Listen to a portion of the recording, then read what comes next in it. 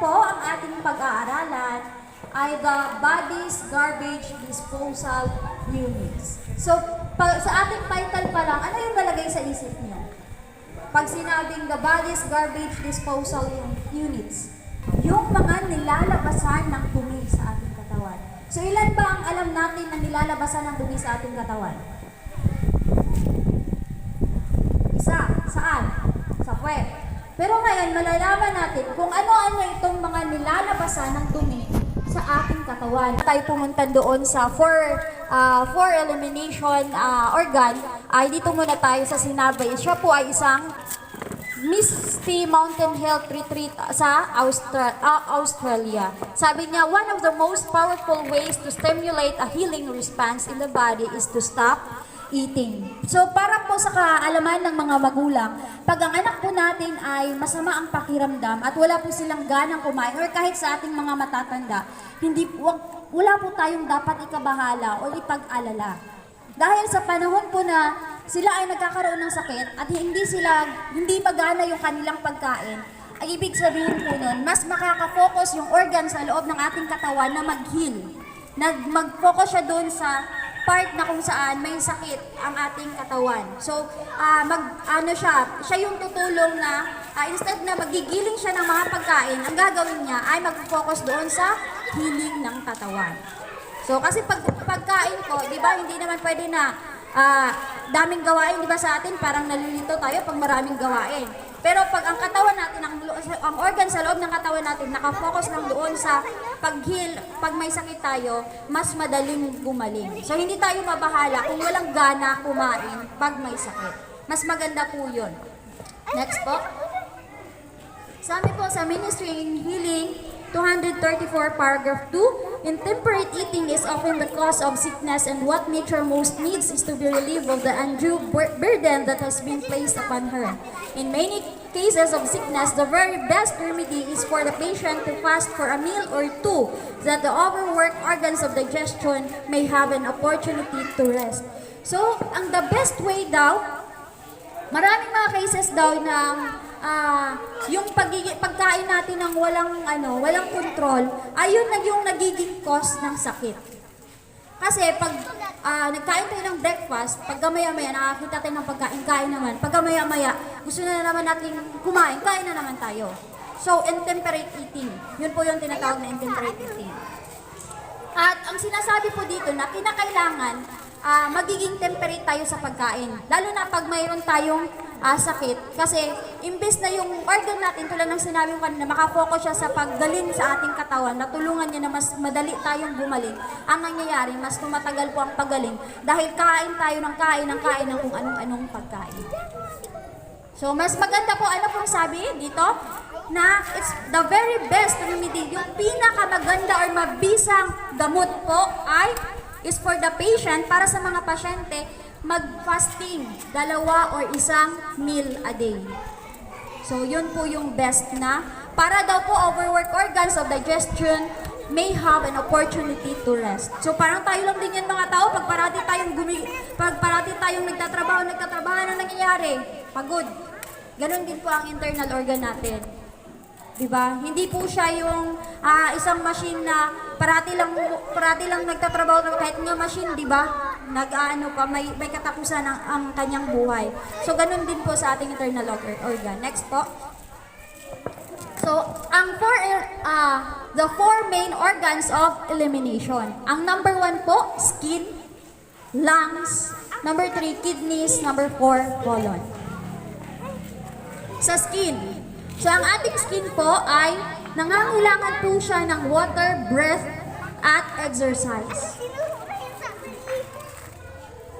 So, skin. The skin is very complex organ. It contains thousands of tiny pores and hair follicles. Mapapansin po ninyo ang inyong mga balat may butas-butas. Yun po ay tinatawag na pores. At sabi dito, the skin is broken up into 3 different layers. The epidermis or top layer, dermis, and subcutaneous layer. Each of these layers performs important roles in keeping our body healthy. The skin performs 6 primary functions, which include protection, absorption, excretion, secretion, regulation, and sensation. Yan po yung mga ginagawa ng ating skin. Kung mapapansin nyo, di ba sa atin, ang pagkakalam lang natin, ang nilalabasan lang ng dumi ay sa puwet or sa sa rectum. Pero isa din po sa nilalabasan ng dumi sa ating katawan ay ang ating skin. Kaya hindi po maganda na kung ano-ano ang nilalagay natin sa ating balat. Kasi imbis na tulungan natin na lalabas yung dumi sa ating katawan, kasi sa pag-sweat natin, yun dun lumalabas yung mga toxin galing sa ating katawan. At ito yung pinaka-largest organ of our body, yung skin. Ano po? So, kinakailangan siya na protektahan natin at pangalagaan natin. Sabi dito, na may tatlo siyang layer. So, nabanggit po kanina at yung mga function niya ay, ayan po, protection, absorption, excretion, secretion, regulation, and sensation. Ang first po ay protection na ginagawa ng skin. The skin functions as our first line of defense against toxins, radiation, and harmful pollutants. Skin contains cells that provide immune functions to protect against infections. Our skin has the ability to identify and destroy foreign substances that may potentially be harmful to the body. So yung skin or balat mismo natin, alam niyo yung gawain niya, may gawain siya na every time nagpuput tayo ng mga hindi maganda sa ating skin, hinaharang niya yun. So once na nagkaroon ng damage yung skin natin, ibig sabihin, hindi niya na nagagawa yung kanyang gawain. So kailangan talaga na pangalagaan. Next po. Absorption. Thousands of pores on the surface of the skin can absorb vitamins, acids, water, and oxygen in order to provide moisture and nourishment to our skin. So, nag-a-absorb din po ng mga vitamina ang ating skin. Kaya kung ano ang nilalagay natin na masama sa ating balat, ayun na-absorb ng ating katawan. Kaya kung mapapansin niyo po ngayon ang mga babae, kadalasan pong sakit? Breast cancer. Kasi yun po talaga yung kadalasan na sakit. O kung ano-ano man na mga sakit-sakit dahil kung ano-ano po ang mga nilalagay natin sa ating katawan. Ano po? Maraming mga lumalabas ngayon na mga pampaganda. Pero maging maingat po tayo. Hindi po masama ang magpaganda. Pero kailangan alam natin kung ano ang nilalagay natin sa ating balat nang sa ganun na hindi po masira ang ating mga balat. Next po, excretion. The skin is the body's largest waste removal system. So sa pagkakaalam natin, isa lang ang nilalabasan ng dumi. Pero yung skin pala ay ang pinakamalawak na nilalabasan ng dumi sa ating katawan. Sabi niya, toxins are released through the sweat, glands, and pores. Doon sa pamamagitan po yung butas-butas po doon sa ating balat, doon po lumalabas yung dumi. Every time na nagpapawis tayo. Next po. Secretion. The skin secretes sebum, a mixture of oils that keeps the skin soft and supple. The layer of sebum on the outermost layer of the skin is known as the acid mantle. When intact, the acid mantle has a pH that ranges from 4.5 to 5.5. The acid mantle is acidic in nature to protect the skin from outside invasion. So grabe yung ginagawa ng skin natin para ma-protect lang yung ating mga balat. Next po. Regulation. The skin regulates. So ang ating balat din, nagre-regulate din siya. The body's temperature by sweating. So nagre-regulate siya sa pamamagitan ng pagpapawis. When water from sweat on the skin evaporates, it gives off heat and cools the body. The body's temperature increases or by shivering or getting goosebumps when the body is cold. The contraction of muscles releases energy that warms the body. So, mas maganda po pag-aralan natin to, yung mga nabanggit kanina. Sensation. The skin contains millions of nerve endings that transport stimuli. These nerve endings allow humans to detect sensations such as heat, cold, pain, and pressure. So yung skin din natin, sila din yung nakakaramdam. Diba? Nararamdaman natin pag malamig, mainit, masakit, mahapdi. So nakakasense yung ating skin. How to take care of our skin. So, paano ba natin pangalagaan ang ating skin? Sabi dito, proper intake of water to keep the skin healthy and dehydrated. So, isa sa paraan na mapangalagaan ang ating balat ay pag-inom ng sapat na tubig para yung balat natin hindi dry. At magiging healthy din siya. Kasi every time po na lumalabas yung pawis sa ating balat, nagbabawas ng tubig sa ating katawan. Ngayon, pag hindi po tayo mahilig uminom ng tubig, ang nangyayari, dehydrated po ang ating katawan. At kaya nagkakos po siya ng, kuminsan may mga something sa ating skin. So, kulang po tayo sa water. Sabi din po, breath. Wear breathable clothes so that the skin can breathe. So, hindi po natin kailangan magsuot ng damit na yung hapit na hapit, yung parang tawag nito. Oo, yung masyadong sikip. Kasi po hindi hinga yung ating balat. So kailangan din po na atin siyang suotan ng maganda din po na damit. At kailangan po na-cover po tayo. Kung nakikita niyo mga bata, huwag po tayo magsuot ng damit na mas kita yung tiyan. Kasi imbis po na proteksyonan natin yung ating balat, yung ating skin, ang nangyayari po mas pinapalamig natin. Kasi pag malamig yung portion na yon, ang ibig sabihin hindi nakadaloy ang dugo doon. So kailangan na ating ingatan. So may mga dapat po tayong isuot na mga tela na mga damit. Mga cotton, linen, yun po yung of the best na mga tela na dapat natin suotin. Kasi yung mga damit po ngayon ay may mga na siya, yung parang made of plastic, na instead na mag-cover lang siya, mag-protect sa skin, ang nangyayari, ina-absorb din ng skin natin yung mga kung anong meron doon na gawa ang damit. Kaya kailangan din pong maging maingat. So sabi din, exercise. So kinakailangan din ng skin ng physical exercise. Can help the skin remove the toxin. So every time, di ba, na paano tayo pawisan sa pamamagitan ng exercise? So hindi po natin kailangan pumunta ng gym para mag-exercise. Pagwawalis, pagdadamo, lahat ng mga gawain, pagtatakbo, paglalakad, yan po ay uri ng mga exercise na para mapalabas yung ating sweat at lalabas din yung toxin sa ating katawan. Next po. Number 2 po na nilalabasan ng dumi ay ang lungs. Pero ngayon, lalo na sa mga lalaki sira na yung lungs. Bakit? Dahil sa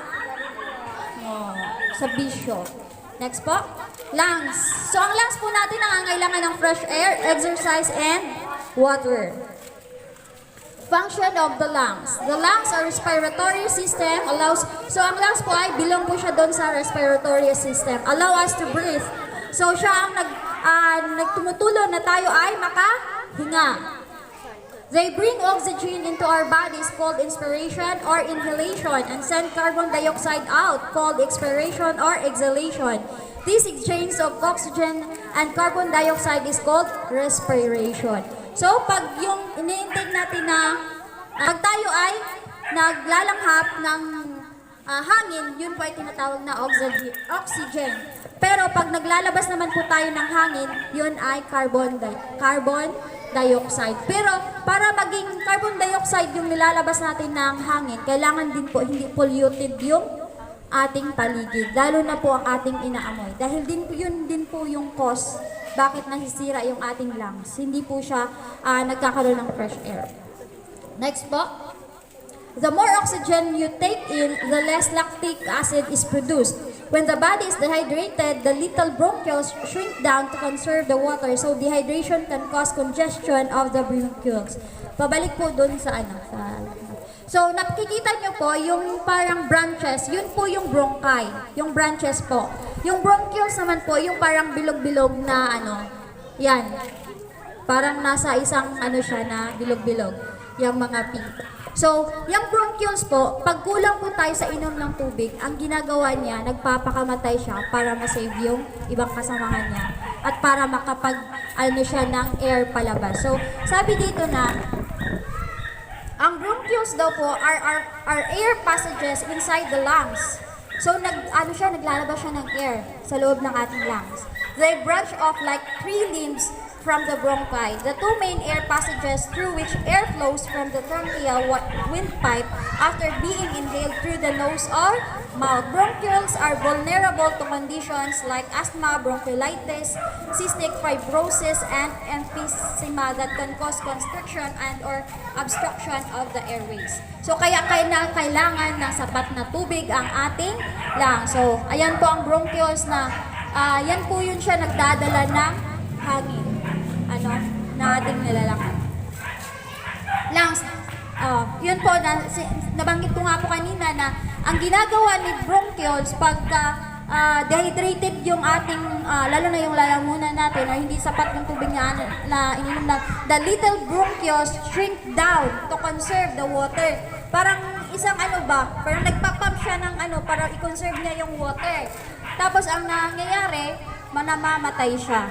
So kaya pakaingatan po natin, mawawala, nababawasan. So nakita naman po natin kanina kung ano yung itsura ng bronchioles. Next po.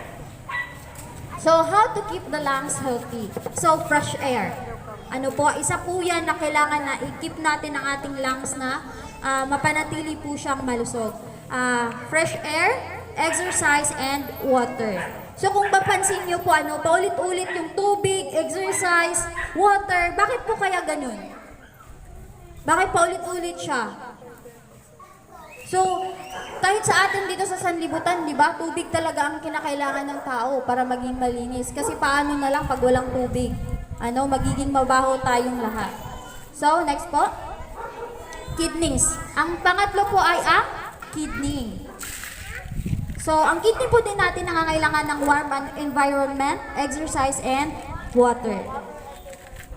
So, importance and functions of the kidneys. Most people know that a major function of the kidneys is to remove waste products and excess fluid from the body. So, ang kadalasan na pagkakaalam natin kung ano ang gawain ng kidney ay nagre-remove ng waste products, ng dumi at ng excess fluid from the body, which is yun yung urine. These waste products and excess fluid are removed through the urine. The production of urine involves highly complex steps of excretion and reabsorption. This process is necessary to maintain a stable balance of body chemicals. So kaya napakahirap po pag si kidney din ang umangal, pag may sakit tayo sa kidney, kasi hindi na nababalance. Sabi dito na necessary to maintain, necessary siya dahil na-maintain niya yung stable balance of body chemicals. So, pag may nangyari na hindi maganda or umaangal na itong si kidney natin, so saan ba ang kidney natin? Saan banda ang kidney? Hindi po. Dito po ang ating kidney. Kaya pag masakit dito, may something wrong. Lalo na pag kulang tayo sa tubig na iniinom. Lalo na pag ang mga iniinom natin na gamot, isa din sa dahilan ay mga pain reliever na gamot. Yun po ang nagkukos na nagiging mahina yung kidney natin. The critical regulation of the body's salt, potassium, and acid content is performed by the kidneys. The kidneys also produce hormones that affect the function of other organs. So, pag ito siya, umaangal na yung kidney natin, nagrereklamo na, nagkakaroon din ng apekto ito sa ating ibang parte ng organ sa ating katawan. For example, a hormone produced by the kidney stimulates red blood cell production. Other hormones produced by the kidneys help regulate blood pressure and control calcium metabolism. So, ano pong ginagawa? Siya din po yung nagre-regulate ng blood at nagpapadaloy ng maganda na dugo sa ating katawan. Kaya kailangan po siyang pangalagaan. Next po. The kidneys are powerful chemical factories that perform the following function. Remove waste products. So ito po yung gawain ng kidney.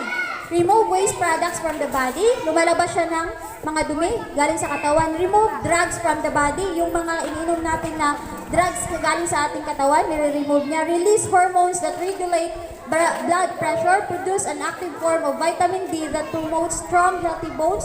Control the production of red blood cells. So, yun po yung gawain ni kidney. So, kung gusto niya po ng mas matagal na pag-uusap or gusto niya ng malalim na pag-unawa or kung ano talaga yung purpose ni kidney ay atin pong i-search. Ano naman po, lahat po nasa Google ng lahat. So, next po. So, how to take care of our kidneys? Drink 8 to 12 glass of water every day. So, sino ba nakakainom pa sa atin ng ganito kadami na tubig sa isang araw? So, ang ating pong kidney ay nag-filter din po siya ng dugo. Ngayon, kung kulang po ang tubig na ating iniinom, nagiging malapot po ang ating dugo, na siya din ang dahilan na hindi nakakadaloy ng maganda sa ating buong katawan. At maging minsan, nang gining dahilan siya ng ating ating ulo ay madalas sumasakit dahil hindi po nakakadaloy sa ating ulo yung dugo. Physical exercise. So, kinakailangan din po ng physical exercise. Eat healthy foods like vegetables and fruits. So yun po yung pagkain na dapat kainin. Warm environment. So tulad ng sabi ko kanina, kung malamig itong si dito ni Kidney, may something wrong. Hindi po nagagawa niya ang kanyang gawain at hindi po nakakadaloy ng maayos yung dugo. Next po.